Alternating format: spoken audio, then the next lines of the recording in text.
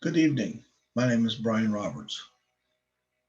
I have now partnered with a company that I have the potential to be paid for my user generated content. You may wonder, what is that? That's was my thought too. What is user generated content? What is a digital footprint? What is my digital footprint? What have I done digitally to want somebody to want my digital footprint? What is the information that I leave online on the net that is so much of a factor that people are making money off of my searches?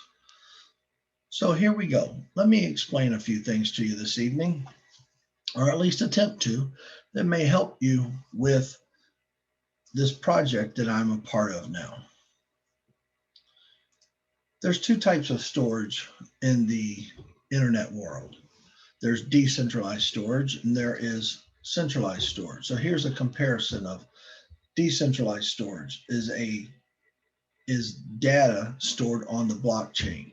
Now, if you don't know what the blockchain is, that's a whole nother conversation. Get with me, I can introduce you to the blockchain. Centralized storage is data stored in a central location, basically.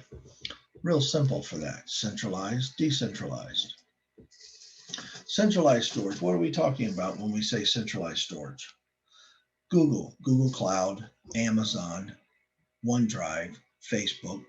Let me ask you this. Have you ever put a picture on Facebook and then wanted to share it? Well, of course. Isn't that the reason why we put pictures on Facebook? But then you want to, in a couple of years or down the road, you're talking to somebody and you're like, yeah, remember the picture I did? And or you were talking about some scene that's beautiful. And you go to Facebook to find the picture. That is centralized storage. They have that stored in a central location. What happens if that gets hacked? What happens if that server goes down and you're not able to get to that information anymore? Oh, let me introduce you to decentralized storage. Storage that's held on the blockchain, data that's held on the blockchain. Different computers around the world that holds nodes and master nodes. They process the data that you generate and they store it for you. It places our user generated content in a safe location on the blockchain where you own the key for that. Here's a little diagram that I found. Centralized storage. Basically, all these people putting storage into one location. But here's the difference. Decentralized storage, we store it here and then it goes to other locations and is stored. And then when we retrieve it, it uses the key, use the key to retrieve that information. Centralized storage is $1 billion industry. In 2017, about $31 billion. In 2021, they're saying that it's going to be about $101 billion. So I decided I think I want to be in the storage space, user generated storage space. I want to be able to collect data from myself and I want to be able to sell it and be paid for it. And that's what this company that I'm with is all about. I want to be paid for my user generated data. I want to live my life and be paid for living my life. So, what is this company? What company uses this blockchain technology? It's real simple, Wealth-Net.Ag. You probably figured that out already. What does this do for me, you may ask? Well, you don't have to give your data away for free anymore. Get paid for filling out surveys. Get paid for living your life. You don't have to give the ownership of your user-generated content or your data, your digital footprint, to someone else, and you own the data you store on the blockchain. I like this company already. How do they know it's me?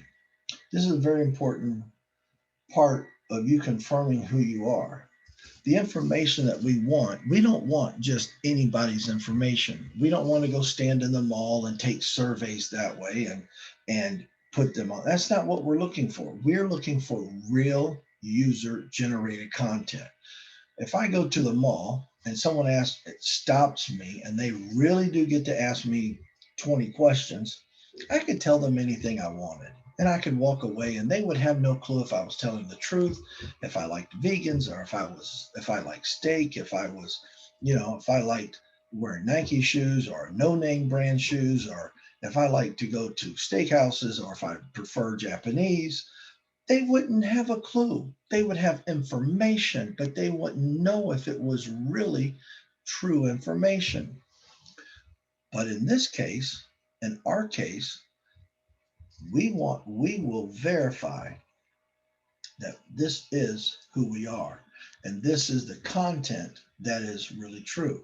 So what is KYC? Why does this company want you to KYC? KYC is know your customer. I like to say confirm your customer. Sorry about the misspelling here. Confirm your customer. KYC, what do you have? What have you KYC'd without knowing that you did that? Ever opened a checking account? Ever joined a gym? Bought a vehicle? You ever applied for a loan? They want to know that you are who you say you are. So they ask for ID. They ask for your driver's license. They ask for a date of birth. They even ask for a social security number. Imagine that, giving your social security to somebody you don't even know. But we do it all the time when we want to buy a vehicle or we want to apply for a loan. We don't know what that person may do with that information. We trust them. Guess what? KYC. We don't ask for your social security number. What do they need for KYCs? A valid email. That's real difficult. A date of birth. A, a valid ID, something like a driver's license, a passport, a state ID. We need proof of address. What is a proof of address? A statement from something like a bank statement, a car loan, or something that has your address with your name on it so that we can validate this is who you are.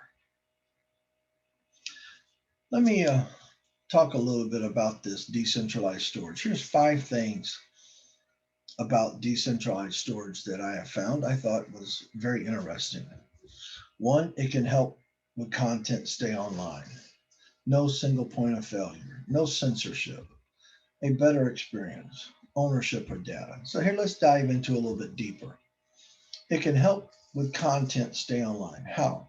When you want your data from the cloud and the server goes down, then how do you get your data? With decentralized storage, the blockchain is never down. You just need internet. You just enter your key and you have access to your data.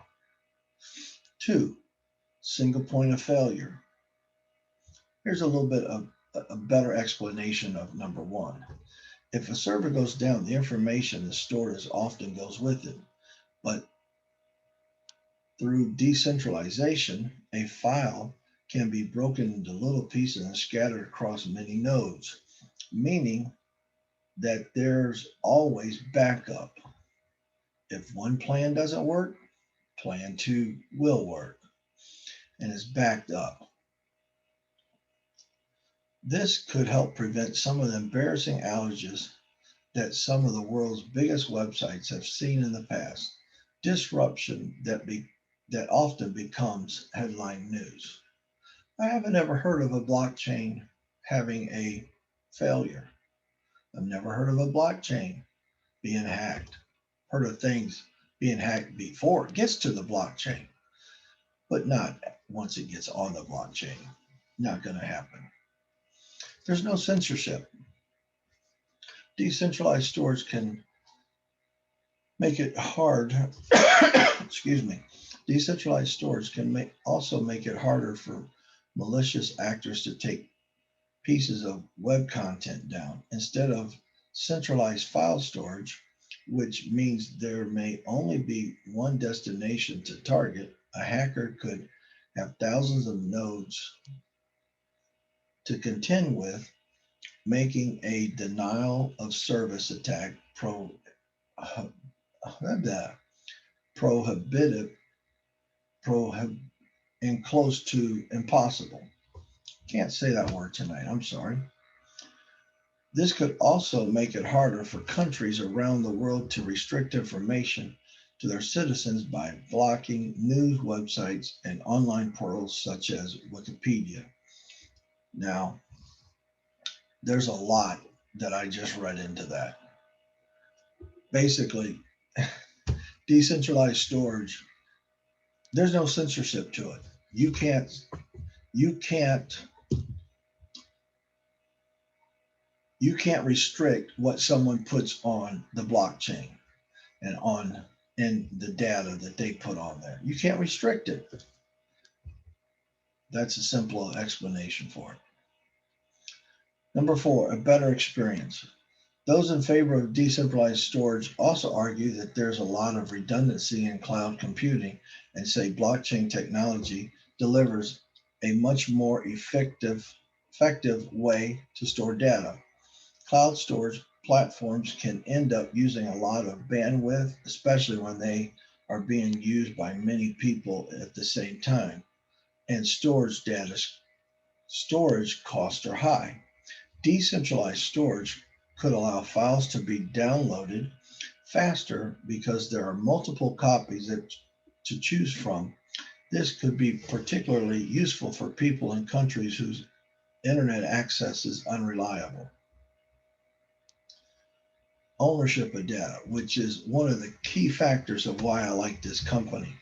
Because with this company, you own your data.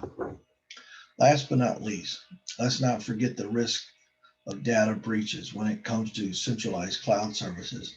Although many of the companies that offer storage space do have security standards in place, they can fall to attacks, suspect to attacks. You may not instinctively think of Facebook as a file storage provider, but many users depend on the site for hosting photos and videos that stretch back many years. I've already talked about this. Unfortunately, the social network has suffered controversies in the past, and the Cambridge Analytica scandal resulted in vast amounts of data being stolen from and misappropriated. That's the problem you have when a centralized storage gets hacked. The hacker has access to information that you don't want them to have. With this company, you don't have that issue because the blockchain can't be hacked. Are decentralized clouds the future? In my honest opinion, yes, I believe we're going to go to it. Is there hurdles to jump through? Yes, there is. But it's coming. And we are in the forefront of making it happen. The question now is whether decentralized storage will catch on. Will this open source form of data storage mount a big challenge to Amazon, Dropbox, and others? There are reasons to be excited. People with spare hard drives could end up being rewarded in cryptocurrency for store filings belonging to others without compromising privacy and giving how many web pages and files that existed in the early days of the internet have now fallen offline. Decentralized storage could help prevent our digital lives from vanishing without a trace in the future. So here's what I have to ask. What do you think?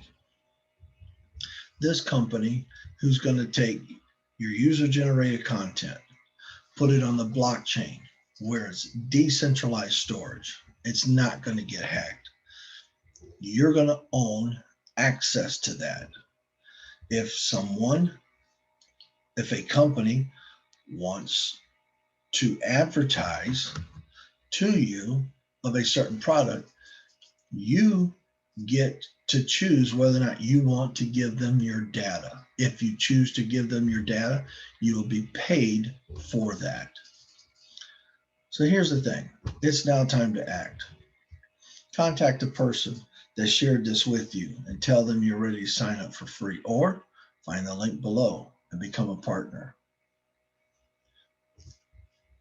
Thank you for watching. Here's a little bit more I want to add on here at the end to explain. Maybe this is a partnership. We are an affiliate program. You are able to join us. You're able to make money at this. You're able to supplement your income. It's a great opportunity. I'm sorry I don't have any slides ready for this, but there's more information that we would like to share with you. If this has piqued your interest and this is something that you're interested in, I'm interested in talking to you about it. Thank you for watching. God bless. I'm out.